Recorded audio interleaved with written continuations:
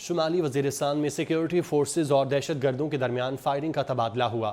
ISPR کے مطابق firing کے تبادلے میں 6 سپاہی بہادری سے لڑتے ہوئے شہید ہو گئے۔ سیکیورٹی فورسز نے دہشت گردوں کی فائرنگ کا مؤثر جواب دیا۔ 3 دہشت گرد ہلاک اور 2 زخمی ہوئے۔ شہداء میں حوالدار سلیم خان، نائک جاوید اقبال، سپاہی نذیر خان شامل ہیں۔ سپاہی حضرت بلال، سپاہی سید رجب حسین، سپاہی بسم اللہ جان بھی شہداء میں شامل۔ ISPR کے مطابق واقعے کے بعد علاقے میں دہشت گردوں کے خلاف سرچ آپریشن جاری ہے۔ سیکیورٹی فورسز دہشت گردی کی لعنت کے خاتمے کے لیے پرعزم ہیں۔ بہادر سپاہیوں کی ایسی قربانیاں ہمارے عزم کو مزید مضبوط کرتی ہیں۔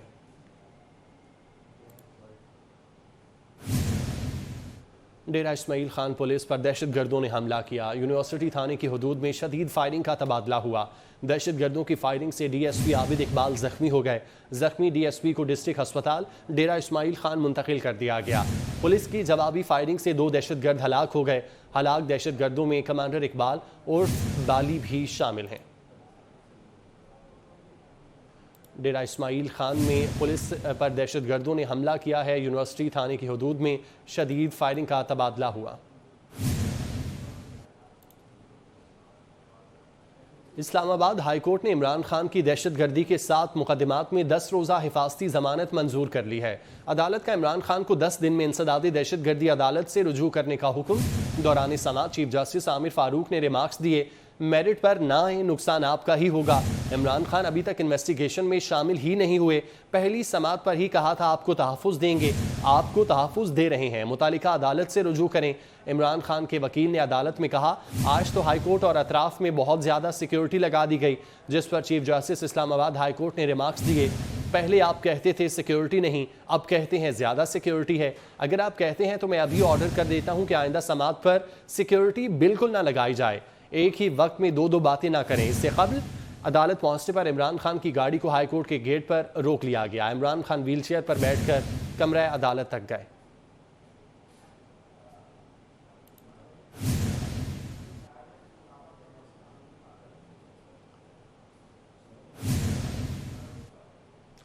عمران خان کو اسلام آباد ہائی کورٹ میں پیشی کے موقع پر دلچسپ صورتحال کا سامنا کرنا پڑا۔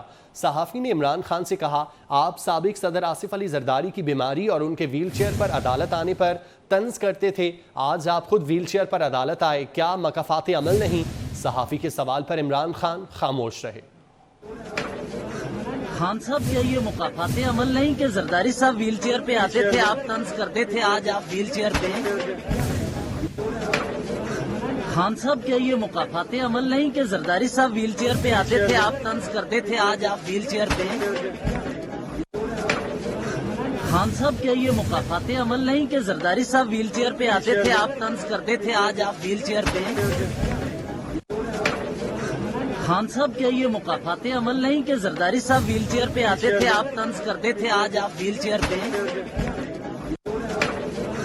خان صاحب کیا یہ مکافات عمل نہیں کہ زرداری صاحب ویل چیئر پہ آتے تھے، آپ طنز کرتے تھے، آج آپ ویل چیئر پہ ہیں؟ خان صاحب کیا یہ مکافات عمل نہیں کہ زرداری صاحب ویل چیئر پہ آتے تھے، آپ طنز کرتے تھے؟ وزیر اطلاعات مریم اورنگزیب نے عمران خان کو چیلنج کیا ہے، کہتے ہیں عدالت جا کر جس سے خطرہ ہے ثبوت دو ورنہ اپنا منہ بند کرو۔ فورن ایجنٹ بہروپیہ ہے، حالات کے مطابق اسکرپٹ اور حلیہ بنا لیتا ہے۔ وزیر اطلاعات نے کہا، گرفتاری کے ڈر سے چارپائی کے نیچے اور ضمانت خارج ہونے کے ڈر سے ویل چیئر کا ڈرامہ ہے۔ مریم اورنگزیب کہتی ہیں، فورن ایجنٹ تمہارے پاؤں پہ دباؤ نہیں، تمہارے دماغ پہ سازشی دباؤ ہے، تمہیں خطرہ اب صرف فورن فنڈنگ توشہ خانہ ٹیریان کیس سے ہے۔ وزیر اطلاعات نے کہا، قوم کو گھروں سے نکالنے سے پہلے خود تو گھر سے باہر نکلو ڈرپوک، پہلے کالی بالٹی سے منہ تو باہر نکالنے کا اعلان کرو، پھر قوم کو باہر نکالنے کا اعلان کرنا۔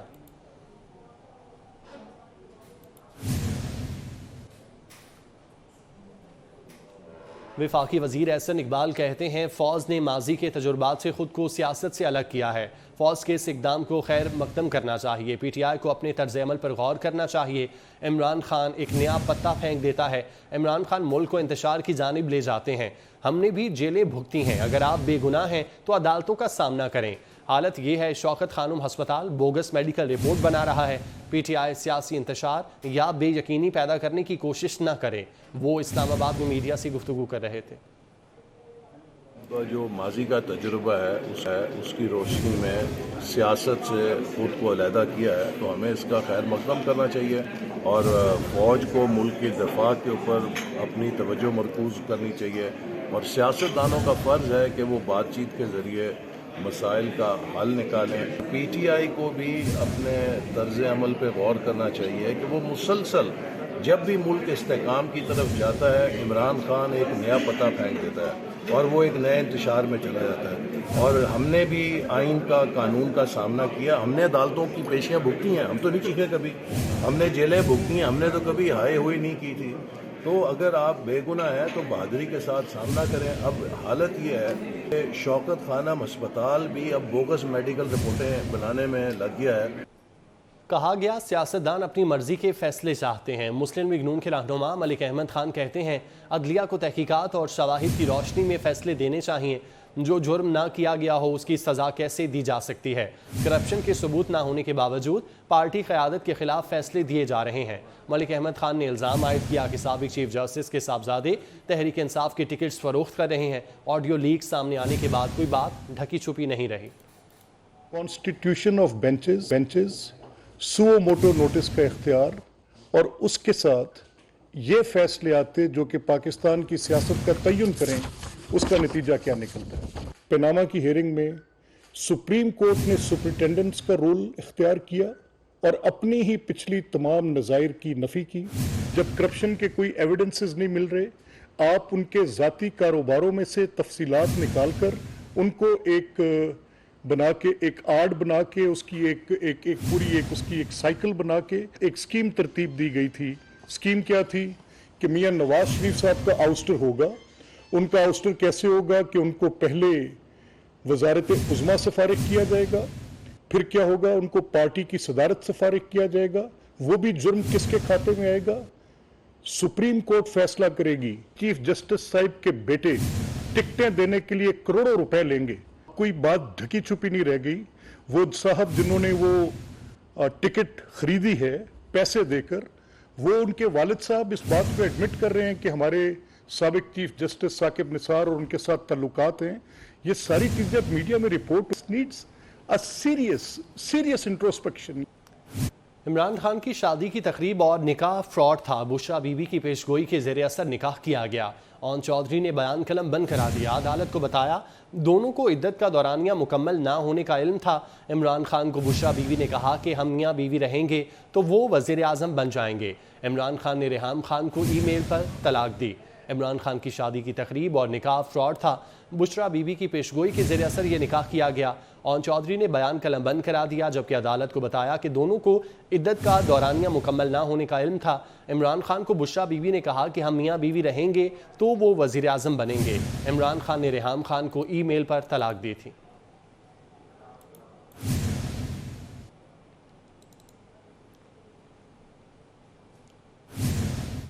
وزیر خارجہ بلاول بھٹو زرداری بھارت کے شہر گوا پہنچ گئے۔ بلاول بھٹو شنگھائی تعاون تنظیم وزرائے خارجہ کے اجلاس میں شرکت کریں گے۔ بلاول بھٹو 12 سال میں بھارت کا دورہ کرنے والے پہلے پاکستانی وزیر خارجہ ہیں۔ گوا پہنچنے پر بلاول بھٹو زرداری نے کہا وہ گوا پہنچنے پر خوش ہیں۔ شنگھائی تعاون تنظیم میں شرکت کرنے اور پاکستان کے وفد کی قیادت کرنے پر خوشی ہے۔ پر امید ہوں کہ شنگھائی تعاون تنظیم کے وزرائے خارجہ کا اجلاس بہت کامیاب ہوگا۔ بلاول بھٹو اور روسی وزیر خارجہ کی ملاقات آج شام 6:30 بجے ہوگی، جبکہ بلاول بھٹو اور بھارتی ہم منصب شنگھائی تعاون تنظیم کے وزرائے خارجہ کے عشائیے میں ملیں گے۔ شرجیل میمن تقریب سے خطاب کر رہے ہیں۔ خبروں کا سلسلہ آگے بڑھائیں گے۔ ملک بھر میں ایک ساتھ انتخابات کرانے کا کیس۔ سپریم کورٹ نے 27 اپریل کی سماعت کا تحریری حکم نامہ جاری کر دیا، جس میں کہا گیا کہ 14 مئی کو پنجاب میں انتخابات کرانے کا حکم اپنی جگہ برقرار ہے، جبکہ عدالت نے سیاسی جماعتوں کو مذاکرات کی ہدایت نہیں کی۔